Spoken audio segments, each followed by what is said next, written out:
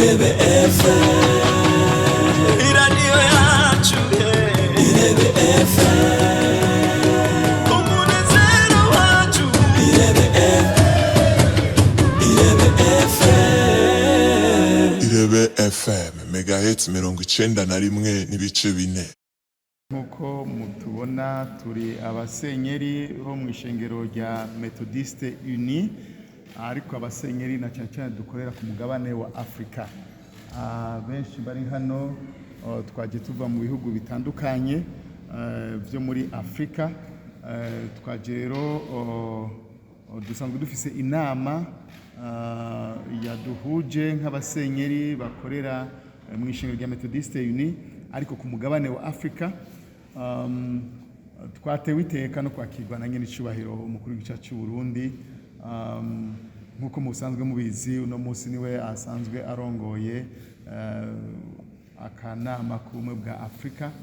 Rero muri iyo ntumbero kubera ko twari dukoranye nk'abasenyeri bakorera ku mugabane wa Afrika, byabaye ngombwa ko tumusaba ko twakira kugira ngo nk'abasenyeri bakorera ku mugabane wa Afrika ubwa mbere tuze kumukeza ku mabanga aherutse kuhabwa kuronka.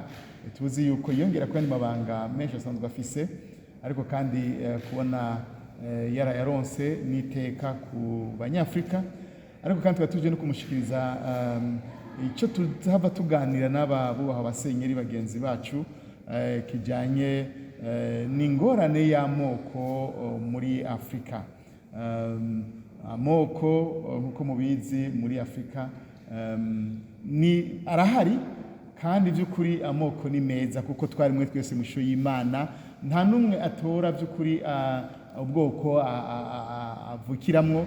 Twese twisanga twavutse mu moko kanaka, mu bihugu kanaka. Ubudasa rero bwacu mu bisanzwe zari nguvu mugabo nkuko musanzwe mubizi.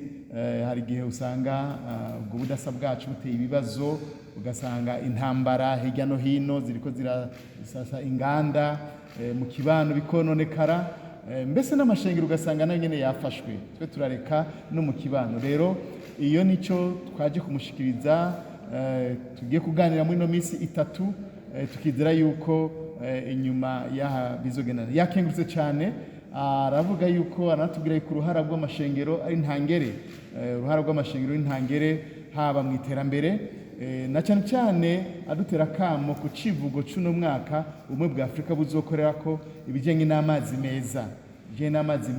Ishengero ryacu ya Methodiste ni rero aho rikorera hose mu bikorwa bikora bihora ritanga n'amazi meza.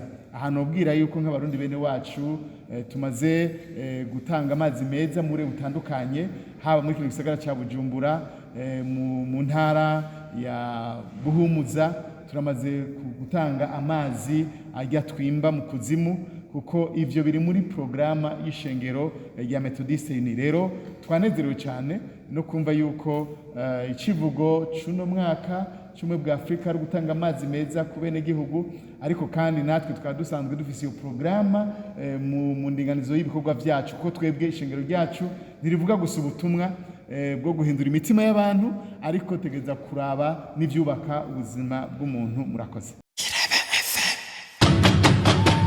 Irebe FM, iradiyo yacu, Irebe FM, umunezero wacu, Irebe FM, Irebe FM, megahertz 91.4.